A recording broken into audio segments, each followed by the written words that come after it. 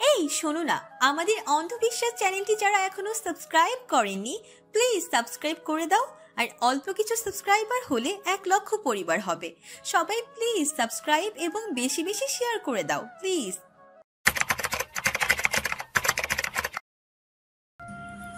এখন কেমন লাগছে ভাবি? দীপা ইউসুফের দিকে তাকালো। এদের 3 ভাইয়ের আদল একই উচ্চতা, একই গায়ের রং, একই শরীরের গঠন। আস্তে করে কোনো রকম দীপা বলল, ভালো। আমরা ভাইয়েরাও তো খুবই ভালো, তবে আমাদের কলিজারা তোমাকে এত কষ্ট দিচ্ছে কেন বলো তো? দীপা কিছু বলল না, মলিনভাবে হাসলো। ভাই কই? আমি জানি না। মেজো ভাই কই? কালকে থেকে দেখিনি। আমি সেটাও জানি না। ইউসুফ মুখ ভোঁতা করে বলল। জানো কি তুমি? দীপা ইউসুফকে হাত দিয়ে ইশারা করলো কাছে আসার জন্য। ইউসুফ বড় একটা শ্বাস ফেলে এগিয়ে আসলো, একটু নিচু হয়ে বলল, কি? দীপা ইউসুফের কানের কাছে মুখ নিয়ে ফিসফিস করে বলল, আমি জানি না। ইউসুফ হেসে ফেলল। হেসে আবার সোফায় বসতে বসতে বলল, তুমিও না ভাবি? দীপাও হালকা হাসলো। কিছুক্ষণ ইউসুফের দিকে তাকিয়ে রইল। বাসার গেটের ভেতরে গাড়ি ঢুকেছে সে খেয়াল করেনি। গাড়ির দরজা লাগানোর শব্দে সে বাইরে তাকালো। তাকিয়ে সে স্তব্ধ হয়ে গেল। চোখ থেকে একা একাই টুপটাপ করে পানি পড়তে লাগলো। ইস, কতদিন পরে এই শুকনো মরুভূমিতে বৃষ্টি নামলো। 1 বছর, 2 বছর, নাকি তারও বেশি। দিলশাদ অবাক দৃষ্টিতে আশেপাশে দেখতে লাগলো। গ্রামের যে ছবি তার মনে আঁকা ছিল সেরকম কিছুই দেখতে পেল না। বিল পেরিয়ে তাদের গাড়ি যখন লোকালে আসলো সে অবাকই হলো, হবেই না কেন। গ্রামের সাইড হলেও গ্রামের ছিটে ফোটাও তার মনে হলো না। সেই শহরের প্রতিচ্ছবি, বাড়িগুলোর মধ্যে সব সভ্যতার ছোঁয়া। তফাতের মধ্যে শুধু তফাত, শহরের বাসা 4 দেওয়ালের মধ্যে সীমাবদ্ধ, আর এখানে বাড়ির সামনে বড় বড় উঠান আর রয়েছে সবুজ গাছগাছালি। এছাড়া দিলশাদের কাছে তেমন আর কোনো তফাৎ মনে হলো না। এখন কোথাও গ্রাম আর আগের গ্রাম নেই। গ্রাম তার নিজস্ব সত্তা হারিয়ে প্রতিনিয়ত শহরের মোড়কে মোড়াতে ব্যস্ত। পরপর 2টা সাদা ডুপ্লিকেট বাড়ি, প্রায় একই রকম দেখতে। সেগুলো পেরিয়ে 3 নাম্বার বাড়িটার গেট দিয়ে তাদের গাড়ি প্রবেশ করলো। এই বাড়িটা একতলা। বাড়িটা দেখতে সুন্দর, তবুও কেমন জানি একটা অযত্নের ছাপ, কিছু একটা নেই। তবে সাধারণ কারো যে বাড়ি না, দিলশাদ ঠিকই বুঝলো। কারণ একটা বাড়ি বলে দেয় বাড়ির মানুষের আভিজাত্য। তবে বলতেই হবে, আগের বাড়ি দুটো বেশি সুন্দর। তার একবার জিজ্ঞেস করতে ইচ্ছে করলো এই বাড়িগুলো কার, তবে নিজেকে দমালো। এই লোকটার সাথে কেন জানি আর কথা বলতে ইচ্ছে করছে না। অবশ্যই সেও বসে নেই। একটার পর একটা ফোন আসছে, আর সেই বিরক্ত মাখা কণ্ঠে কথা বলছে। এত বিরক্ত আসে কোথা থেকে? বিরক্তের গোডাউন একটা। গাড়ি বাড়ির উঠানে থামতে দিলশাদ নামলো। নেমে সোজা তাকালো। বিশাল একটা কাঠের দরজা, তার দুটো পাটটা হাট করে খোলা। সেই খোলা দরজা বরাবর একজন বসে আছে। সে তার খুব পরিচিত একজন। এর সাথেই সে বড় হয়েছে। তার এক হাত জাপটে ধরে রাতের পর রাত নিশ্চিন্তে ঘুমিয়েছে। তবে সেই পরিচিত একজনের সাথে এর কোনো মিল সে খুঁজে পেল না। দিলশাদ ধীরে ধীরে এগোতে লাগলো। তার হাত পা কাঁপছে। বুকের ভেতর থেকে মুড়িয়ে কিছু বেরিয়ে আসতে চাইছে। তবে সে অনেক কষ্টে নিজেকে দমালো। এই স্বার্থপর মেয়েটাকে সে শাস্তি দেবে, অনেক শাস্তি। সে তাকে সুখের সঙ্গীত করেছিল, দুঃখের কেন করতে পারেনি? তাদের সম্পর্কে কি এতটাই ঠুনকো ছিল? দিলশাদে সে দরজার সামনে দাঁড়ালো। হামিদা বানু, রুবিনা, ইউসুফ তাকে দেখে এগিয়ে আসলো। উসমান তাদের দিকে তাকিয়ে বলল, উনি দিলশাদ, ভাবির বোন। দিলশাদ সালাম দিল, তবে তার খেয়াল এদের দিকে নেই। তার চোখ এদের পেছনে, ওই যে সোফায়, যেখানে একজন বসে আছে পাথরের মতো, যার চোখের কোণা ভেজা। তবে সে নিশ্চুপ, কোনো খুশি নেই, উচ্ছ্বাসতা নেই। কেন নেই? ইউসুফ হেসে তাকে স্বাগতম জানালেও হামিদা বানু আর রুবিনার মুখ কালো। বড় বোন তো বড় বোন, এই মেয়ে তার চেয়েও সুন্দর। তার উপর এই মেয়ে নাকি কিছুদিন এ বাসায় থাকবে। তার এটা ভালো লাগছে না। বাড়িতে আছে জোয়ান ছেলে, কখন কি হয়ে যায় ঠিক আছে। আর সবচেয়ে বড় কথা, উসমান এই মেয়েকে আনতে গেছে, অথচ তাকে কিছু বলার প্রয়োজনও মনে করেনি। হামিদা বানু ভেতরে ভেতরে রাগে ফুঁসতে লাগলো। না, এই ছেলেরা তার হাতের বাইরে চলে যাচ্ছে, অথচ তার 3 ছেলে এখনো তাকে জমের মতো মানে। হামিদা বানু 3 ছেলের মধ্যে বড় ছেলে হলো আলী হোসেন। তার খুব নামডাক। না, এই নামডাক কোনো বৃদ্ধি ওরসের থেকে সে পায়নি, নিজে অর্জন করেছে। আলী হোসেনদের আগের অবস্থা ভালো ছিল না। তার বাবা অকালেই চলে যায়। বাবা চলে যাওয়াতে 3 ভাই 1 বোন আর মায়ের দায়িত্ব এসে পড়ে তার ঘাড়ে। আলী হোসেন লেখাপড়া তেমন করেননি, তাই সংসারের ঘানি টানতে বিদেশে পাড়ি জমান। সেখান থেকে সংসারের পাশাপাশি বেশ কয়েকটা জমিও কিনে ফেলেন। তবে বিদেশে সে বেশি দিন থাকতে পারেনি। যে কোম্পানিতে গিয়েছিলেন সেটা বন্ধ হওয়ার কারণে চলে আসতে হয়। দেশে ফিরে এসে সে আবার অর্থকষ্টে পড়েন। তখন তিনি সেই কেনা জমি বিক্রি করেন, তবে যত টাকা দিয়ে কিনেছিলেন তার ডবল দিয়ে। তখনই তার মাথায় বুদ্ধি আসে, আর তখন থেকে তিনি জমি কেনাবেচার ব্যবসা শুরু করেন। তার কপাল ভালো ছিল, অল্পতেই 2 হাত ভরে টাকা আসতে লাগলো। তখন তার নাম হয় দালাল আলী হোসেন। এই এক নামে তার অবস্থা দিন দিন উপরে উঠতে থাকলো। ওপরে উঠতে উঠতে তার টাকা, নাম, বন্ধু বান্ধবের সাথে শত্রু বাড়ল। শিক্ষা না থাকলেও তার ছিল অঢেল বুদ্ধি। কিভাবে দমন করতে হয় সে ভালো করেই জানে। আর সেই জানা অন্য কাউকে জানাতে গিয়ে দালাল থেকে আলী হোসেন হয়ে গেল ভাই আলী হোসেন। শুধু সে উপরে উঠলেন তা না, ভাইদেরও উঠালেন, বিভিন্ন ব্যবসায় লাগিয়ে দিলেন। বোনকে ভালো ঘর দেখে বিয়ে দিলেন। তারপর হামিদা বানু তাকে দেখে শুনে বেছে নিজের মনের মতো বিয়ে করালেন। রোকসানাও ছিল মনের মতো, সুন্দর শান্তশিষ্ট মেয়ে, সাতচরেও রাগ করতো না। সুখের সংসার ছিল আলী হোসেনের। তবে রোকসানার মৃত্যু সব ভেঙে চলে দিল। ছোট্ট ইউসুফ আর এই ভাঙা সংসার হামিদা বানু আর রুবিনা আগলে ধরলেন। তবে সমস্যা হলো 1 বছরের মাথায় আলী হোসেন ঘোষণা দিলেন সে আবার বিয়ে করবেন।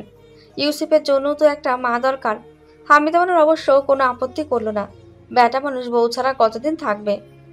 তবে ঝামেলা বাঁধল উমর আর উসমান। তারা কঠিনভাবে বলল, আপনি বিয়ে করতে চান করবেন, আমাদের কোনো আপত্তি নেই। তবে এই ঘর, এই সংসার সব আমাদের মায়ের। এখানে অন্য কাউকে আমরা গ্রহণ করব না। দাদি ফুপু ইচ্ছে হলে থাকুক, না হলে নাই। তবে ইউসুফের জন্য তারা 2 ভাই যথেষ্ট, তার কোনো মায়ের দরকার নেই। আর এটা আপনার বাড়ি, আপনি চাইলে আপনার দ্বিতীয় স্ত্রীকে এই বাসায় অবশ্যই আনতে পারেন।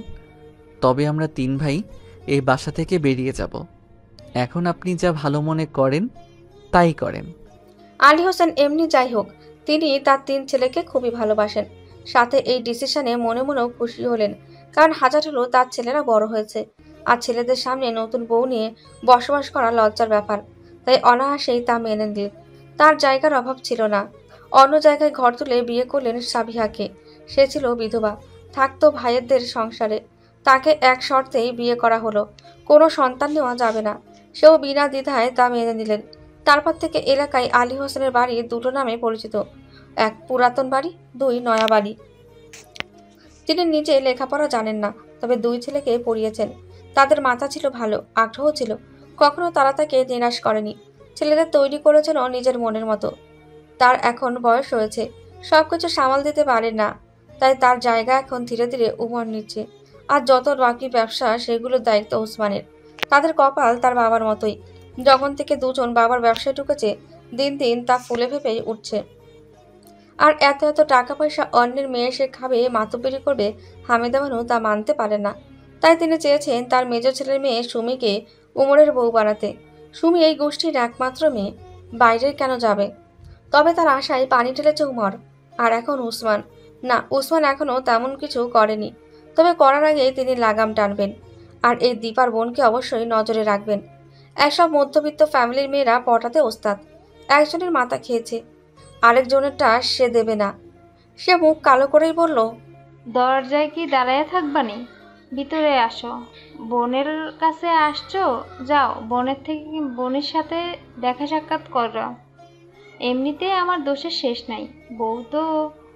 বউই নাত বউকেও নাকি সারি না, আবার নতুন বদনাম হইব, মেহমানদেরও সারি না। দিলশাদ এবার ভালো করে হামিদা বানুর দিকে তাকালো। বয়সে চামড়ায় ভাঁজ পড়লেও এখনো সে মুখে পড়েনি। সে যেটা ভালো করেই বুঝলো, তার আবার এই এক সমস্যা, অল্পতেই বেশি বোঝে বলে এই অল্প সময়ে একজনকে সে অনেক কিছুই বুঝলো। বুঝে হামিদা বানুর দিকে তাকিয়ে একটু হাসলো, হেসে এগিয়ে গেল। হঠাৎ করে তার কেন জানি খুব মজা লাগতে লাগলো। কেন লাগছে আর কেউ না জানুক সে ঠিক জানে বলে সে মনে মনে আফসোস করতে লাগলো। এতদিন প্রবাদ শুনেছে লোকে খাল কেটে কুমির আনে, আজ নিজের চোখে দেখলো। উসমান ভেবেছিল সে এখন হৃদয় বিদারক কোনো দৃশ্য দেখবে। 2 বছরের ওপরে 2 বোনের দেখা, একজন আরেকজনের ওপরে ঝাঁপিয়ে পড়বে, গড়াগড়ি করে কান্না করবে। লুটোপুটি খেতে খেতে দুজন দুজনের সুখ দুঃখের গল্প বলবে। তবে এমন কিছুই হলো না। ভাবি নির্বিকার মুখে পাথরের মূর্তির মতো বসে রইল। আর দিলশাদ বোনের চেয়ে বোনের বাড়িঘরের প্রতি তার বেশি আগ্রহ দেখা গেল। সে চোখ মাথা ঘুরিয়ে ঘুরিয়ে সব দেখতে লাগলো। ফুপু তো বলেই ফেললেন, তোমরা মার পেটের আপন বনিত। ফুপুর কথায় দীপা সবসময়ের মতো চুপচাপে বসে রইল। আর দিলশাদ মিষ্টি করে হাসলো, হেসে বলল, ডিএনএ টেস্ট রিপোর্ট লাগবে আন্টি। তার মিষ্টি হাসিতে রুবিনার কিছু এলো গেল না, বরং সে বিরক্ত হয়ে সেখান থেকে চলে গেল। এই মেয়েকে তার সুবিধার মনে হচ্ছে না। না শুধু চোখে চোখে না, এর পিছু পিছু লেগে থাকতে হবে। রুবিনার কিছু না এলো গেল অন্য একজনের। এই প্রথম সে মেয়েটার মুখে হাসি দেখল, টোল পড়া মিষ্টি হাসি। আর এই হাসিতেই তার দুনিয়া থমকে গেল। থমকে যাওয়া দুনিয়া নিয়ে সে বিস্ময় ভরা মুগ্ধ চোখে তাকিয়ে রইল। দিলশাদ রুম থেকে বাইরে আসলো। খেয়ে দিয়ে ফ্রেশ ট্রেশ হতে হতে বিকেল গড়িয়ে এখন প্রায় সন্ধে। ড্রয়িং রুমে আপাতত কেউ নেই, শুধু দীপা টেবিলের ওপর পা তুলে বসে আছে, চুপচাপ একা, দৃষ্টি বাইরের দিকে, হাতে তার গাজর। দিলশাদ হাসলো। প্রেগনেন্সির সময়টা মেয়েদের সুন্দর সময়, আবার আজবও। সে এগিয়ে গেল। আবহাওয়ায় কেমন জানি একটা গুমট ভাব। বৃষ্টি হবে কিনা কে জানে। কাল রাতে তো উত্থাল পাতাল হলো। রাতের কথা মনে হতেই আবার ওই পাহাড় পর্বতের কথা মনে হলো। সাথে সাথে সে বিরক্ত হলো। ধুর, ব্রেনে সব রিলেট করবে কবে। সে আশেপাশে একবার তাকালো। এই বাড়ির বাইরেরটা যেমন তেমন, তবে ভেতরটা সুন্দর গোছানো। প্রতিনিয়ত এক দুবেলা ঠিক ঘষামশা চলে দেখেই বোঝা যাচ্ছে। দু সাইডে সারিবদ্ধ রুম, এক সাইডে কিচেন, তার সামনে ডাইনিং, মাঝখানে গোল করে সোফা রাখা। এত সুন্দর চাকচিক্যময় বাড়ি, এতগুলো মানুষের বসবাস, অথচ তবুও কোনো প্রাণ নেই। সে একটা দীর্ঘশ্বাস ফেলে স্বাভাবিকভাবে দীপার পাশে গিয়ে বসলো, একদম কাছে, শরীরের সাথে ঘেঁষে। এটা তার ছোটবেলার অভ্যাস। কত বকা খেয়েছে এভাবে গায়ের উপরে বসার জন্য। শোনে কে, আপুর সাথে না ঘেঁষে তার শান্তি লাগতো না। দীপা কেঁপে উঠল, চোখে টলমলে পানি আবার এসে হাজির হলো। কি এক যন্ত্রণা! এতদিন কাঁদতে পারেনি, এখন থামাতেই পারছে না। সে পানি ফেরানোর জন্য অন্য পাশে তাকালো। দিলশাদ দেখলো, তবে দেখেও না দেখার ভান করলো। স্বাভাবিকভাবে বলল, তোমাদের বাড়ির আগে আরো দুটো বাড়ি, খুব সুন্দর, সেগুলো কার আপু? দীপা দিলশাদের দিকে তাকালো। তাকিয়েই মনটা ভরে গেল। মনের মধ্যে শান্তির মিষ্টি একটা শীতল হাওয়া বয়ে গেল। ইস, কি মিষ্টি দেখতে হয়েছে মেয়েটা, নাকি তার কাছেই লাগছে। কতদিন পরে দেখা। দীপা হাত উঁচু করে দিলশাদের গালে রাখলো, একদম বাবার কার্বন কপি। লোকে বলে মেয়েরা বাবার মতো দেখতে হলে চাঁদ কপালি হয়, তাদের চাঁদের জ্যোৎস্নার মতো সুখ ছড়িয়ে পড়ে। দিলশাদেরও নিশ্চয়ই হবে। দীপা মনে মনে দীর্ঘশ্বাস ফেলল। আর যাই হোক, তার মতো জানি না হয়। দিলশাদ তার চেয়ে 4 বছরের ছোট। সে যখন মায়ের পেটে, সেই ভাই ভাই করে আম্মুর মাথা খেয়ে ফেলত। কিন্তু যখন দেখলো বোন, সে যে কি কান্না! প্রথম তো সে দেখতেই পারত না, কিন্তু তাকে কাছে পেলেই ওই ছোট্ট হাতে যখন আঙুল টাইট করে ধরে রাখতো, দূরে গেলে চিৎকার করে মাটিতে গড়াগড়ি খেত, তার কি যে ভালো লাগতো। আস্তে আস্তে এই দেখতে না পারা মেয়েটাই হয়ে গেল তার জান, তার একমাত্র কলিজার বোন। আর দিলশাদ, সে তো বড় আপুর ন্যাওটা। এই বড় আপু ছাড়া তার চলতোই না, অথচ কি থেকে কি হয়ে গেল। দিলশাদ তার বাহু দিয়ে হালকা ধাক্কা দিল। কি হলো, বোবা হয়ে গেছো নাকি? কথা বলবে না? এত বড়লোক বাড়ির বউ গরিব ছোট বোনকে বুঝি উত্তর দিতে ইচ্ছে করছে না? ঠিক আছে, না বললে নেই। তুমি ভালো করেই জানো আমিও খুব বেশিক্ষণ কারোর ভাব গণায় ধরি না। দীপা নিঃশব্দে হাসলো, হেসে আস্তে করে বলল, উমরের চাচাদের বাড়ি। উমরকে? এই বাড়ির বড় ছেলে। তুমি কে? আমি দিলশাদের বড় বোন। তাহলে এখানে কি করছো? সাজা কাটছি। কিসের? ভালোবাসার। দিলশাদের চোয়াল শক্ত হলো, তবে এই বিষয়ে আর কিছু বলল না। সে বোনের কাঁধে মাথা রেখে চোখ বন্ধ করে বলল, কষ্ট হচ্ছে আপু? না, ভালো লাগছে। তোমার ছেলে হবে নাকি মেয়ে? জানি না। এই দুজনকে রেখে এই বাড়ির সবাইকে যদি আমি খুন করি, তোমার কি খারাপ লাগবে? দীপা হেসে ফেলল, প্রাণ খোলা হাসি। ইস, কতদিন সে হাসে না। দীপার হাসির শব্দে উমর দরজায় থমকে দাঁড়িয়ে গেল, আর অবাক হয়ে তাকিয়ে রইল। এই হাসি দেখেই উমর পাগল হয়েছিল, অথচ তার জীবনে আসার পরে মেয়েটা হাসাই বন্ধ করে দিয়েছে। কতদিন পর দীপা হাসলো। সে মনে করার চেষ্টা করলো, তবে ব্যর্থ হলো। ব্যর্থ মন নিয়ে সে এগিয়ে এলো। তাদের সামনে এসে বসলো। সে বসতেই দীপার মুখ গম্ভীর হয়ে গেল, তবে দিলশাদের কোনো ভাবান্তর হলো না। সে আরও আষ্টেপৃষ্টের বোনের হাত জড়িয়ে ধরল। উমর হাসলো, হেসে বলল, কেমন আছো দিলশাদ? দিলশাদ মুচকি হেসে লজ্জা মাখা মুখে বলল, ভালো। দীপা অবাক চোখে বোনের দিকে তাকালো। এই মেয়ে আস্ত এক নাটকি। লজ্জা আর সে লজ্জা এই মেয়ে ধারে কাছেও নেই। সে যাদের দেখতে পারে না তাদের সাথে সে খুব কোমল সুরে কথা বলে, এমনভাবে বলবে যেন মাখনের মতো বলে যাচ্ছে। কখন এসেছো? এই তো কিছুক্ষণ আগে। খেয়েছো? হ্যাঁ। আসতে কোনো সমস্যা হয়নি তো? হুম। উমর আর কিছু বলল না। অবশ্য এর চেয়ে বেশি কি বলবে, সম্পর্কে তারা শালি দুলাভাই হলেও দূরত্বটা অনেক। সে উঠে দাঁড়ালো। মেয়েটা তাকে দেখে লজ্জা পাচ্ছে, পাওয়ারই কথা। অচেনা মানুষ, অচেনা জায়গা, তাই সরে যাওয়ায় ভালো মনে করলো। তাছাড়া সে সরে গেলে দীপা সহজ হবে। দীপা কিছু মুখে না বললেও সে জানে তাকে দীপা সহ্য করতে পারে না। সে যাওয়ার আগে দীপার দিকে একবার তাকালো। কি আশ্চর্য, দীপাকে অন্যরকম লাগছে, অথচ যাওয়ার আগেও তার চোখ মুখ ছিল ফ্যাকাশে। আলী হোসেন উঠে দাঁড়ালেন। তার ভালো লাগছে না, ইদানিং শরীরটা আর চলছে না। অথচ তার মা টিং টিং করে ঘুরে বেড়ান, এখনো চিৎকার চেঁচামেচি করে বাড়ি মাথায় তুলে ফেলেন। 19 থেকে 20 হলে লাঠি তুলে তেড়ে আসেন, আর সে সামান্য এখান থেকে ওখানে হাঁটতে থেকেও হাঁপিয়ে যান। সে ফোন বের করলো, কল দিয়ে গাড়ি বের করতে বলল। আম্মা তাকে ডেকে পাঠিয়েছে, কেন পাঠিয়েছে সে আন্দাজ করতে পারছে। তখনই সাবিহা রুমে আসলো। এই মেয়েটাকে সে যখন বিয়ে করেছে তখন ছিল সে রোগা পাতলা, আর এখন তার 3 ডাবল। হবেই না কেন, দিন ভরে আরাম আয়েসে থাকে, কাজ টাজ নেই, শুধু বাপের বাড়ির মানুষদের সাথে বসে বসে ইমুতে আড্ডা দেওয়া।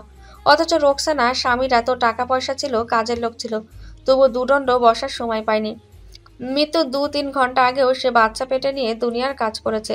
আচ্ছা, সে কি পারত না একটু স্ত্রীর খেয়াল রাখতে, যেভাবে ওমর রাখছে? ওমরের বিয়েতে সে খুশি ছিল না, থাকবেই বা কেন? আগে তারা যাই থাক, বর্তমানের অবস্থা ভিন্ন। আর বর্তমানের সাথে ওই ফ্যামিলির আত্মীয়তা মানায় না। তা আবার শহরের মেয়ে, তার শহরের মেয়ে পছন্দ না। কেমন উড়নচণ্ডী একটা ভাব থাকে, তবে দীপার মধ্যে সেই ভাব নেই। মেয়েটাকে দেখলেই তার রোকসানার কথা মনে পড়ে, যেন রোকসানার প্রতিচ্ছবি। রোকসানার প্রতিচ্ছবি হলেও রোকসানার সংসারকে সে আগলে ধরেনি, এমনকি আপন করেও নেয়নি। তাকে যা বলা হয় সে চুপচাপ করে, না বললে নাই। অথচ সে এমন এক মেয়েকে উমরের বউ রূপে চেয়েছিল যে রোকসানা শেষ হওয়া সংসার আবার শুরু করবে। দীপা সেই মেয়ে হয়ে ওঠেনি, হয়তো নিজেই চায়নি। মেয়েরা চাইলে সব পারে, চায়নি বলেই হয়নি। কোথায় যাচ্ছ? আলী হোসেন বিরক্ত হলেন। তার প্রশ্ন পছন্দ না এই মেয়ে জানে, তবুও ঘুরে ফিরে প্রশ্নের পর প্রশ্ন করতেই থাকে। কিছু বললে কথা বলো না কেন? ওই বাসায় এখন আবার কি? আলী হোসেন সাবিহার দিকে তাকালেন, তাকিয়ে শান্তভাবে বললেন, ওই বাসায় আমার সব, এটা তুমি জানো, আর জেনে এসেছো তুমি, তাই ঘুরে ফিরে প্রশ্ন করবে না বলে আবার দাঁড়ালেন না, বেরিয়ে গেলেন। সাবিহা দীর্ঘশ্বাস ফেলল। সবারই সব আছে, শুধু তারই কিছু নেই। প্রয়োজন তো হয়েছে, প্রিয়জন হতে পারল না কোনোদিনও। আলী হোসেন এসে সোজা মায়ের রুমে গেলেন। যাওয়ার আগে ড্রয়িং রুম খালি দেখে অবাক হলেন। সে যখনই আসে দীপাকে এখানে বসা দেখে। মেয়েটা দিন রাত এখানেই বসে থাকে, বসে বসে কি দেখে কে জানে। আজব এক মেয়ে, রুমে নাকি তার দম বন্ধ হয়ে আসে। তবে আজব এই মেয়েকে তার 3 ছেলে খুবই পছন্দ করে। উমরের কথা বাদ, তার বউ সে তো পছন্দ করবেই, কিন্তু উসমান, ইউসুফ তারাও এই মেয়ের বিরুদ্ধে একটা শব্দও শুনবে না। বয়সে ছোট এই মেয়ে উসমানের, তবুও চোখ তুলে অসম্মান হবে এমন কথা কখনো বলে না। সে 100% গ্যারান্টি দিয়ে বলতে পারে, এই মেয়ে যদি এই সংসার আগলে ধরে, মা আর রুবিনার মাতব্বরি 1 সেকেন্ডেই ফুটে যাবে। হামিদা বানু ছেলেকে দেখেই গদগদ হয়ে গেলেন, মুখে মধু ঢেলে বললেন, আয় বাজান আয়, মায়ের পাশে বস। দরকার ছাড়া তো আসছস না, কি এক জলহস্তিরে বিয়া করছস, জল থেকে তো বাইরে হইতে দেয় না। কপাল ভালো আমার সাথে থাকে না, তাহলে সোজা কইরা ফালাইতাম। আলী হোসেন দীর্ঘশ্বাস ফেললেন, মনে মনে বললেন, সত্যি কপাল ভালো। তখনই জসিম আর রুবিনা রুমে আসলো। রুবিনার হাতে নাস্তার ট্রে। বয়, সবাই বয়, আর আলী ওসমানারেও আইতে ক, আমার কথা তো আর আবার দাম নাই। আলী হোসেন মোবাইল বের করে মেসেজ পাঠালো। ফোন করতে তার ইচ্ছে হলো না, ইউসুফ কোথায় আছে কে জানে, এই ছেলে তার ধারেও কাছেও আসে না। তার সব কিছু তার দুই ভাই। শোনো তোমরা, আমি ঠিক করছি সুমি আর ওসমান্নার বিয়া দিমু, তাও অতি শীঘ্রই। একজনে যেই কাজ করছে সেই কাজ সেও করব না, গ্যারান্টি কি? তাই সময় থাকতেই সাবধান। আমার কোনো সমস্যা নেই, আগেও ছিল না, সেটা তো তুমি জানোই। বরং আমি খুশি আমার একমাত্র মেয়ে আমার কাছেই থাকবে। শান্তভাবে বলল জসিম। তো তোমার কি মত? তুমি কিন্তু কথা দিছিলা জসিমের মাইয়া তোমার বাড়ির বউ হইব। হামিদা বানু আলী হোসেনের দিকে তাকিয়ে বলল। আলী হোসেন বড় একটা শ্বাস ফেলে বললেন, যখন কথা দিয়েছিলাম তখন সময় ভিন্ন ছিল, রুকসানা বেঁচে ছিল, এখন সময় ভিন্ন। তবু মত জানতে চাইলে আমার সমস্যা নেই, যদি উসমান রাজি থাকে। তুমি ভালো করেই জানো আমি ছেলেদের উপর জোর খাটাই না, অবশ্য খাটিয়ে লাভ হবে বলে মনে হয় না। তখনই উসমান রুমে আসলো। সবাইকে এক পলক দেখে রুবিনার পাশে বসলো। অবশ্য আর জায়গাও নেই। হামিদা বানুর রুমে খাট আর দুটো চেয়ার ছাড়া বসার আর জায়গা নেই। আলী হোসেন আর জসিম খাটে বসেছে বলে এটা খালি পড়ে আছে। এত জরুরি তলব কেন, কি হয়েছে? হামিদা বানু ঘোরাফেরা ধারে কাছেও গেলে না, সোজাভাবে বললেন, আমরা সুমি আর তোর বিয়া দিতে চাই, তোর মত কি? উসমান হালকা হাসলো, হেসে বলল, বিয়ে দিতে চাও দাও, আমার সমস্যা নেই। সমস্যা হলে দেখা গেল আবার ইউসুফরে নিয়ে টানাটানি করছো। তোমরা তো আবার কসম খেয়ে বসেছ সুমির এই বাড়ির বউ বানাবে, তাই এই ঝামেলা আমি শেষ করি। আলী হোসেন ছেলের কথা শুনে হেসে ফেললেন, তবে কিছু বললেন না। হামিদা বানু তেতে উঠে বললেন, হারামজাদা, জীবন দিয়া দিলাম তোগুল লিগা আর আমার লাগে মস্কারা করস? উসমান উঠে দাঁড়ালো, তাকে বেরোতে হবে। কালকে আজকে বলতে গেলে কোনো কাজই হয়নি, তাই দাঁড়িয়ে শান্তভাবে বলল, তুমি কোনো জীবন দাওনি দাদি, জীবন দিয়েছে আমার মা। বলেই চলে যেতে লাগলো। হামিদা বানু রেগে ফেটে পড়লেন। এত বড় কথা, সে তার হাতের লাঠি ছুঁড়ে মারলেন। ছুঁড়ে মেরে অবশ্য লাভ হলো না, উসমান ততক্ষণে বেরিয়ে গেছে। তুমি অবাক হয়ে বলল, তুমি বিয়ের জন্য হ্যাঁ করে দিয়েছো? হ্যাঁ। বসে উসমান আয়নার সামনে দাঁড়ালো। সে মাত্রই গোসল করে বেরিয়েছে। তার এক বাজে অভ্যাস, সকালে ঘুম থেকে উঠেই গোসল করা। গোসল না করলে তার ভালো লাগে না। এভাবে দুম করে কিভাবে হ্যাঁ বললে? উসমান বিরক্ত হলো, বিরক্ত হয়ে বলল, তুই এভাবে দুম করে হ্যাঁ বলিস না, ঢোল ঢক্কর পিটিয়ে 7 গ্রামের মানুষ একত্র করে তারপরে বলিস। সুমির রাগ হলো। সে বংশের একমাত্র মেয়ে, 3 চাচার আদরে দুলালি, আর সবচেয়ে বড় কথা হামিদা বানুর কার্বন কপি। যদিও সে হামিদা বানুকে দেখতে পারে না, সে এগিয়ে গিয়ে দুম করে উসমানের পিঠে কিল বসিয়ে দিল। উসমানের খালি গা, আধা ভেজা শরীর। সে আগুন চোখে তাকালো, তাকিয়ে বলল, কি সমস্যা? সুমি তার দিকে আঙুল উঁচিয়ে বলল, সমস্যা? তুমি কেন, কি করেছি? বিয়ের জন্য হ্যাঁ বলেছো কেন? বললে সমস্যা কি? আমি তোমাকে বিয়ে করব না। ভালো কথা করিস না, সেটা আমাকে বলছিস কেন? তোর বাপ, চাচা আর পেয়ারের দাদিকে গিয়ে বল। ওই বুড়িকে আমি একদিন ঠিক মালিশ চাপা দিয়ে মেরে ফেলবো, দেখো। যা খুশি কর, তবে আমার রুম থেকে আপাতত বিদায় হ। তখনই দিলশাদ তাদের রুমের সামনে দিয়ে গেল। দুপাশে সারিবদ্ধ রুম হওয়ার কারণে যেতে হলে অন্য রুমের সামনে দিয়ে যেতে হয়। সুমি অবাক হয়ে গেল। এই হরপুরিকে? উসমান গায়ে টি শার্ট দিতে দিতে বলল, ভাবির বোন।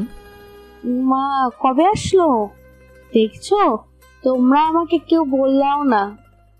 এটা বলার কি হলো? সুমি ভেঙচি কাটলো। বেরিয়ে যেতে গিয়ে আবার ফিরে এসে বলল, চোখের সামনে এমন হরপুরি দেখে আমাকে বিয়ের জন্য হ্যাঁ বলেছো কেন? উসমান হাসলো, হেসে বলল, কারণ আমি জানি তুই কখনো এই বিয়ে করবি না। তোর কি ধারণা ভার্সিটিতে গিয়ে কি করিস সেই খবর বুঝি কেউ জানে না? সুমিও হাসলো, হেসে বলল, বিয়ে না করলেও নাক আমি তোমার ঠিকই কাটবো, এটা মনে রেখো। কাট। এই নাক কাটা নিয়েই রাবণের যুদ্ধ শুরু হলো। লঙ্কা জলে বিনাশ হয়ে গেল। আর আমার না হয় অন্য কিছু হোক। সুমি ভ্রু নাচিয়ে বলল, অন্য কিছুটা কি? উসমান কিছু বলল না, তবে রহস্যভাবে হাসলো। দরজার টোকার শব্দে উমরের ঘুম ভাঙল। কটা বাজে এখন? সে চট করে ঘড়ির দিকে তাকালো। 8টা। দীপার রাতে ঘুম হয় না, বাইরে বসে থাকে। দীপার সাথে সেও জেগে থাকে। দীপার ঘুম আসে না, আর দীপাকে ছাড়া তার ঘুমাতে ইচ্ছে করে না। রুমে না আসা পর্যন্ত সে জেগে থাকে, তাই সকালে আর তাড়াতাড়ি ওঠা হয় না। তবে দীপার মতো অত বেলা পর্যন্ত অবশ্য সে ঘুমায় না। 9টা সাড়ে 9টার মধ্যে উঠে যায়। দরজায় আবার টোকার শব্দ হলো। সে উঠে বসলো। কে হতে পারে সে বুঝতে পারল না। এই বাসায় হাজার দরকারেও সকালে তাদের কেউ ডিস্টার্ব করে না। সে দীপার দিকে তাকালো। কম্বল মুড়ে শুয়ে আছে। ঘুমালে দীপাকে একেবারে বাচ্চা মেয়ের মতো লাগে। সে হাত বাড়িয়ে এসির পাওয়ার কমালো, গায়ে টি শার্ট জড়িয়ে উঠে দাঁড়ালো। ওমর দরজা খুলে দেখলো দিলশাদ দাঁড়িয়ে আছে। সে অবাক হলো, সাথে সাথে চিন্তিত হয়ে জিজ্ঞেস করলো, কোনো সমস্যা হয়েছে দিলশাদ? দিলশাদ মাথা নিচু করে দুপাশে মাথা দোলালো। মনে মনে বলল, সমস্যা আমার না, হবে আপনার। বিয়ে করেছেন, শালাশালির প্যারা তো এখনো খাননি, খাওয়ার জন্য প্রস্তুত হন। কিন্তু মুখে কোমল সুরে আস্তে করে বলল, আমি আপুর কাছে যাব। ওমর স্বাভাবিকভাবেই বলল, দীপা তো ঘুমাচ্ছে, কাল দেখলেই তো কত রাত ঘুমায়। দিলশাদ আগের চেয়েও গলে গিয়ে বলল, আমি জানি। তাহলে? তাহলে কি? আপু ঘুমিয়ে আছে, আমি তো না। তাহলে আমি যেতে পারবো না কেন? ওমর কিছুক্ষণ ঠোঁট টিপে দিলশাদের দিকে তাকিয়ে রইল। তারপর নীরবে দরজা থেকে সরে দাঁড়ালো। দিলশাদ হাসলো, তার সেই মিষ্টি মাখা হাসি। হেসে এগিয়ে গেল। পুরো ঘরে গুমট ভাব, জানালা টানালা সব বন্ধ, তার মধ্যে ভারী পর্দা। এসির ঠান্ডা হাওয়ায় ঘর শীতল হয়ে আছে। দিলশাদ এগিয়ে গিয়ে পর্দা টেনে সরালো, জানালার গ্লাস খুললো। পুরো ঘরে ঝলমলে আলো আর মুক্ত বাতাস আসতে লাগলো। চোখে আলো পড়তে দিবা চোখ কুঁচকে ফেললো, তবে ঘুম ভাঙল না। উমর দীর্ঘশ্বাস ফেললো, ফেলে সোফায় বসলো। তার এখনো ঘুম কাটেনি। সে দিলশাদের দিকে তাকালো। এই মেয়েটার সম্পর্কে কিছুটা হলেও তার ধারণা আছে। যখন দীপার সাথে ফোনে কথা বলতো, দীপা প্রায়ই এর সম্পর্কে এটা সেটা বলতো, তাই সে অবাক হলো না। যা খুশি করুক, দীপা ভালো থাকলেই হলো। দিলশাদ খাটে উঠে দীপার পাশে বসলো। তার হাতে যে পানির গ্লাস ওমর খেয়াল করেনি। সে ঝিম মেরে বসে আছে। আজ তার প্রথম মনে হচ্ছে শালাশালির অনেক প্যারা। চোখে ঠান্ডা কিছু অনুভব হতে দীপা চমকে তাকালো। তার পাশে দিলশাদ বসে আছে। তার চোখ মুখ গম্ভীর। সে ভয় পেল, কিছু কি হয়েছে? সে ওঠার জন্য নড়তে দিলশাদ আগলে ধরল। ধীরে ধীরে উঠে বসালো। বসতেই উদ্বিগ্ন হয়ে দীপা উমরের দিকে তাকিয়ে বলল, ওর কি হয়েছে? ওর উমর এভাবে বসে আছে কেন? ওমর চমকে গেল। এতটা চমকেছে যে সে হাঁ করে দীপার দিকে তাকিয়ে রইল। দীপা তার সাথে কথা বলছে, তা আবার নিজে থেকে। দীপা উত্তর না পেয়ে বিরক্ত হলো। সে দিলশাদের দিকে তাকিয়ে গালে হাত রেখে নরম সুরে বলল, কি হয়েছে তোর? কেউ কিছু বলেছে? দিলশাদ ওপর নিচ মাথা নাড়ালো। দীপার রাগ হলো। সে রেগে ওমরের দিকে তাকালো। ওমর প্রথম ধাক্কা এখনো সামলে ওঠেনি। দীপা আগুন চোখে তাকাতেই আবার মুখ থুবড়ে পড়ল। হচ্ছে কি আজ? যে মেয়ে সাত চরে রাগ করে না, সে আজ তেজ দেখাচ্ছে। তা আবার ওমরকে, যার সাথে সে ভালো করে কথাই বলে না। রাগ, জেদ, অভিমান তো দূরের কথা। দীপার কান্না পাচ্ছে। তাকে বলে বলে, তাই বলে তার বোনকেও? সে কাঁপা কাঁপা কণ্ঠে বলল, কে বলেছে? দিলশাদ দীপার কাঁধে মাথা রেখে করুণ মুখে বলল, বাদ দাও, দরকার নেই ঝামেলার। দুদিনের জন্য এসেছি, পরের কথা বলে কি লাভ? নিজের বোনের জামাই যেখানে পর, বোনের কাছে আসতে গেলেও তার অনুমতি নিতে হয়। ওমর প্রায় লাফ দিয়ে দাঁড়িয়ে গেল। কি বলে এই মেয়ে? সে দীপার দিকে করুণভাবে তাকালো। দীপাও তার দিকে তাকিয়ে আছে। ওমরের করুণ দৃষ্টি তার চোখে পড়ল না। তার চোখে মুখে বিস্ময়। ওমর আমতা আমতা করে বলল, কি বলো দিলশাদ? আর কে তোমাকে কি বলেছে? দিলশাদ কিছু বলল না। বলল, দীপা, তুমি দিলশাদকে আমার কাছে আসতে মানা করেছো? এমন কিছু না দীপা, তুমি ঘুমিয়েছিলে। দীপা ফুঁসে উঠে বলল, আমি ঘুমছিলাম তো কি হয়েছে তাই বলে? আপু? ডাক দিয়ে দিলশাদ দীপাকে থামালো। থামিয়ে বলল, বাদ দাও আপু, এত হাইপার তোমার শরীরের জন্য ঠিক না। বলে ওমরের দিকে একবার তাকালো। ওমর বিস্ময়ে কিং কর্তব্যবিমূঢ় হয়ে দাঁড়িয়ে আছে। কি হচ্ছে এখনো সে বুঝতে পারছে না। দিলশাদের খুব মজা লাগলো। তারপর দীপার দিকে তাকিয়ে তাকে ধরে বলল, ওঠো আপু, ফ্রেশ হও, আমার খিদে পেয়েছে, একসাথে নাস্তা করব। বলেই আবার ওমরের দিকে তাকিয়ে বলল, একটু কষ্ট করে আমাদের নাস্তাগুলো এখানে দিয়ে যেতে বলুন প্লিজ। আমরা দু বোন একসাথে আপনার রুমে নাস্তা করলে নিশ্চয়ই আপনার সমস্যা নেই। এই কথা শুনে দীপা আবার ফুঁসে উঠল। উঠে ওমরের দিকে আগুন চোখে তাকালো, যার অর্থ, সমস্যা আছে তোমার? ওমর হড়বড় করে রুম থেকে বেরিয়ে গেল। যেতে যেতে বলল, আমি এখনই নাস্তা পাঠিয়ে দিচ্ছি। ওমর হতভম্বের মতো নাস্তার টেবিলে এসে বসলো। সে এত সকালে কখনো নাস্তা খেতে আসে না। হামিদা বানু অবাক হলেন। অবাক হয়ে বললেন, ওমা, সূর্য আজকে কোন দিকে উঠছে? আরে ওমর উত্তর দিল না। সে মুক্তাকে ডেকে দীপা আর দিলশাদের নাস্তা ভেতরে দিয়ে আসতে বলল।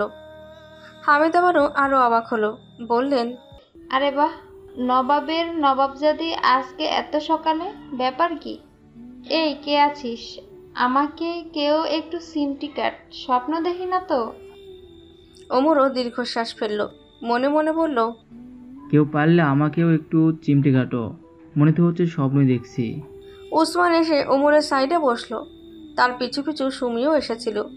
দীপা আর দিলশাদের কথা শুনে সেদিকে যেতে লাগলো। হামিদা বানু চেঁচিয়ে উঠলেন, ওই কই যাস? নাস্তা খাবি, এদিকে আয়। সুমি শুনেও শুনল না। সে এখন হুড়পড়ির সাথে পরিচয় হবে। সে ভেংচি কেটে এগিয়ে গেল। দেখলি দেখলি কেমন শয়তান! প্রত্যেকটা নাতি নাতনি হয়েছে শয়তানের হাড্ডি, একটাও আমার দাম দেয় না। রুবিনা নাস্তা নিয়ে আসলো। টেবিলে সাজাতে সাজাতে বলল, এই শয়তানকেই এই বাসায় আনার জন্য মরে যাচ্ছ? একবার আসো, ঘাট ধাক্কা দিয়ে বের করবে।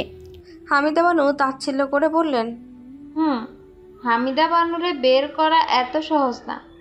বলেই ভেতরে চলে গেলেন। তার নাস্তা করা আগেই শেষ।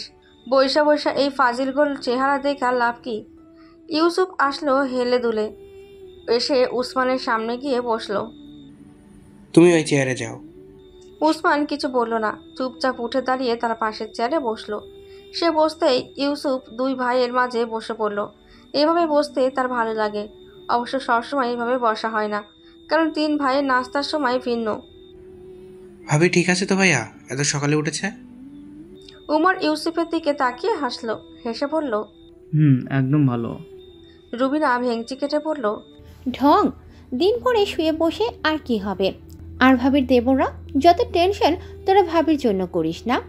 তার এক ভাগও যদি সে করতো তাহলে তো ভালোই হতো, অথচ সারাদিনে একবারও তো খবর নিতে দেখি না। উসমানের রাগ হলো। যে মানুষটা কখনো কাউকে নিয়ে কিছু বলে না, সেই মানুষটাকে নিয়ে প্রতিদিন এই বাড়িতে হাজার কথায়। সে দাঁত চিবিয়ে বলল, আমরা কোনো ছোট বাচ্চা না যে আমাদের নিয়ম করে খোঁজ খবর নিতে হবে। আর সে ভাইয়ের বউ, আমাদের ভাবি, আর এটা তারও বাড়ি, তাই তার যেভাবে ইচ্ছা সেভাবে থাকবে। প্রতিদিন এগুলো নিয়ে এত কথা কেন? হ্যাঁ, এখন তো জবান ফুটবই, বড় হইছ, নিদানের দিন শেষ, এখন কি আর ফুপুগো লাগে? উসমান চেঁচিয়ে উঠল, নিদানের দিনে পাশে ছিলে বলে এখন যা খুশি তাই করতে পারো না? উসমান। ওমর ধমকে উঠল। কি হয়েছে আজ সবার? উসমান ওমরের দিকে তাকালো না। তার মুখ থমথমে, রাগে সে ফেটে পড়ছে। সে নাস্তা না করে উঠে গেল। ইউসুফেরও উঠে চলে যেতে ইচ্ছে করলো, তবে বড় ভাইয়ের কথা চিন্তা করে উঠল না। ভাই কষ্ট পাবে। তার হাতের কাছে পানির গ্লাস, সে সেটা সবার চোখের আড়ালে ধাক্কা দিয়ে উল্টে দিল। হাই হাই করে রুবিনা লাফিয়ে উঠল। সব পানি তার কাপড়ে পড়েছে। ওমর একটু ভয়ে ভয়ে রুমে আসলো। তার ফ্রেশ হওয়া দরকার। সকালে হাত মুখ না ধুয়ে নাস্তা করেছে, এখন তো আর রেডি না হয়ে কাজে যেতে পারে না। বাজারে তাদের বড় মার্কেট আছে, সেই মার্কেটের ওপরেই তাদের অফিস রুম। সে অফিস রুমে যাবতীয় জমির কেনাবেচার কাজ করা হয়, অন্য সব ঝামেলাও মেটানো হয়। সেখানে আগে বাবা বসতো, এখন বসে ওমর। বাকি সব কাজ টাজ দেখে ওসমান। বাবা এখন সব কিছু থেকে নিজেকে গুটিয়ে নিয়েছেন, যেখানে শুধু দরকার সেখানে থাকে। ওমর রুমে এসে মনে মনে হাঁপ ছাড়ল। দিলশাদ নেই, এই মেয়ে একদিনে তাকে ঘোল খাইয়ে ফেলেছে। বাবারে কি থেকে কি হলো সে তো এখনো ঠিক বুঝতেই পারছে না। সে এগিয়ে এলো। দীপা খাটে বসে আছে চুপচাপ, খুব মুখ ফ্রেশ লাগছে, মাথায় পরিপাটি করে বেনি করা। সকালে তাড়াতাড়ি ঘুম থেকে ওঠার কারণে চোখে মুখে কোনো ক্লান্তির রেশ দেখা গেল না, বরং আগের চেয়ে উজ্জ্বল লাগছে। উমরের এত ভালো লাগলো, নিশ্চয়ই দিলশাদের কাজ। তা না হলে নিজের যত্ন তো দূরের কথা, গত 2 বছরে এই মেয়ে আয়নার সামনে কতবার দাঁড়িয়েছে সে গুণে বলে দিতে পারবে। সে মনে মনে ঠিক করলো, সে জীবনেও আর তাদের দরজা লক করবে না, আর দিলশাদকে বলবে, তোমার যখন খুশি, যখন ইচ্ছা এসো, নক করাও প্রয়োজন নেই। এমনি তো দীপা তাকে ধারে কাছে ঘেঁচতেও দেয় না, তাই দরজায় লক করলেই কি আর না করলে কি। আগের ব্যাপার অন্য ছিল। জোর করে হলেও বুকে টেনে এনে শোয়াতো। আর এখন দীপার গায়ে হাত দিতেও তার ভয় হয়, যদি ব্যথা লাগে। উমর এসে দীপার পাশে বসলো। সাথে সাথে দীপা মুখ শক্ত হলো। সে ঠিক বুঝলো, তবে সে জানে এখন দীপা কিছুই বলবে না। সকালে তো বোনের করুণ মুখ দেখে নিজের অজান্তেই আগের ফর্মে ফিরে গিয়েছিল। তবে উমর চায় দীপা স্বাভাবিক হোক, তার সাথে হাসুক, রাগুক, অভিমান করুক, দরকার পড়লে রেগে চুল ছিঁড়ে ফেলুক, তবুও স্বাভাবিক হোক। দীপা হাত উঁচু করলো, তার হাতে একটা কাগজ। উমর খেয়াল করেনি, সে দীপাকে দেখায় ব্যস্ত ছিল। উমর হাত বাড়িয়ে কাগজ নিল, তাতে কয়েকটা নাম লেখা। সে জিজ্ঞাসার দৃষ্টিতে দীপার দিকে তাকালো। দীপা একটা শ্বাস ফেলে অল্প আওয়াজে বলল, এগুলো হাদিসের বইয়ের নাম, দিলশাদ আনতে বলল। উমর হালকা হাসলো। ফেরার সময় আমি অবশ্যই নিয়ে আসবো। সাথে সাথে মনের ভেতরের একটু শান্তি লাগলো। মেয়েটা দিন ভরে উদাস হয়ে বসে থাকে, বইগুলো পড়লেও সময় কাটবে। দিলশাদকে মনে মনে ধন্যবাদ দিল। দীপা কিছু বলল না, সে জানালা দিয়ে বাইরে তাকালো। কেন জানি তার ভালো লাগছে, খুব খুব ভালো। এই বইগুলো দিলশাদ কেন আনতে বলেছে কে জানে। এই বইগুলো তার চেনা, তাদের বাসায় আছে। তাদের মা এগুলো সবসময় পড়তো, তাদেরও পড়তে বলতো। বলতে এগুলো পড়লে সময়ও কাটে, অনেক কিছু জানা যায়, সে অনুযায়ী আমলও করা যায়, আর আমলে মনে আসে শান্তি। তারা অবশ্য সেই কথা কানে নিত না। এই বইগুলো যে মা আনতে বলেছে তাতে কোনো সন্দেহ নেই। দীপা চোখ বন্ধ করে খাটে মাথা রাখলো। কেমন আছে তার বাবা মা? ইস, কতদিন কথা হয় না, দেখা হয় না। এইসব উমরের জন্যই তার জীবন এমন এলোমেলো হয়ে গেল। শুধু কি উমরের জন্য? তারও কি দোষ নেই? তার আর উমরের প্রথম দেখা তার বান্ধবীর বিয়েতে। সে যেমন বান্ধবীর বিয়েতে গিয়েছে, তেমন উমরও এসেছিল বরের সাথে। উমরকে সে দেখেনি, দেখার কথাও না। সে ছোটবেলা থেকেই চুপচাপ, সবার সাথে খুব একটা মিশতে পারে না। তার সব বন্ধু বান্ধবীরা মজা করলেও সে সাইডেই ছিল। আর এত এত মেয়ের মাঝে উমরের নজর তার ওপরেই কখন কিভাবে পড়লো দীপা জানে না। জানলো 2 দিন পর, ভার্সিটিতে গিয়ে। বাকি বন্ধুরা বলাবলি করলো তার নাম্বারের জন্য নাকি একটা ছেলে হুলুস করে ফেলেছে। দীপা অবাক হলো, কই, সে তো খেয়াল করেনি। সেদিন রাতেই ফোন এলো, সে জানতো আসবে। যে নাম্বারের জন্য এত হুলস্থুল করেছে, ফোন করবে না তা কি করে হয়? মাঝখানে 2 দিন যে চুপচাপ বসেছিল, এই তো অনেক। দীপা ঠিক করলো ফোন ধরবে না, অচেনা যেই নাম্বারই হোক সে ধরবে না। আর করলেও তাই। ফোন বাজতে বাজতে একসময় ক্লান্ত হয়ে গেল, তবুও দীপার মন গড়ল না। কি দরকার অযথা ঝামেলা? সে প্রতিদিন ভার্সিটিতে একাই যায়, তার পরের দিনও যাচ্ছিল। কানে ইয়ারফোন লাগিয়ে রিকশায় বসে গান শুনতে তার খুব ভালো লাগে। যাবে রিকশা থামতেই হুট করে কোথা থেকে এক লোক রিকশায় উঠে বসলো। লম্বা চওড়া, সুস্বাস্থ্যের অধিকারী। এক রিকশা তারই লাগার কথা। দীপা গান শোনায় মগ্ন ছিল। হঠাৎ করে বসতে সে পড়ে যেতে নিল, ভয়ে আটকে উঠল। কিন্তু সে পড়ে যাওয়ার আগে তার বলিষ্ঠ একটা হাত তাকে আঁকড়ে ধরল দীপাও। তার শরীর কাঁপছে। হঠাৎ আঁকড়ে ধরাতেই লোকটার হাত দীপার নখের আঁচড়ে এফোর ওফর হয়ে গেল। এতে অবশ্য লোকটার মাথা ব্যথা দেখা গেল না, মাথা ব্যথা হলো দীপার। সে ঘোর কাটতেই রেগে ফেটে পড়ল। শুধু সে না, সাথে রিকশাওয়ালারও। এভাবে ওঠার মানে কি? রিকশাওয়ালা অবশ্যই বেশিক্ষণ দম দেখাতে পারল না। লোকটা চোখ রাঙালো, তবে দীপা দমল না। দীপার দমা না দমাতে অবশ্য তার কিছু এলো গেল না। সে নির্বিকারভাবে বসে রইল। তার কোমর ধরে রাখা হাত আরো শক্ত হলো। দীপার মেজাজ তখন তুঙ্গে, সব শক্তি দিয়ে ছাড়াতে চাইল। সে ব্যর্থ। এই গন্ডারের সাথে তো তার পারা সম্ভব না। সে হাঁপ ছাড়ল, শান্তভাবে বলল, অসভ্যতামি করছেন কেন? হাত সরান প্লিজ। এই শান্ত কথাই কাজ হলো। উমর হাত সরালো, সোজা হয়ে চেপে বসলো। বসে রিকশালাকে চলার জন্য ইশারা দিল। রিকশালা যেন হাঁপ ছাড়ল। এমন ঝামেলার প্যাসেঞ্জার সে এখন নামাতে পারলেই বাঁচে। দীপা সারা রাস্তা কোনো কথাই বলল না, শান্ত হয়ে বসে রইল।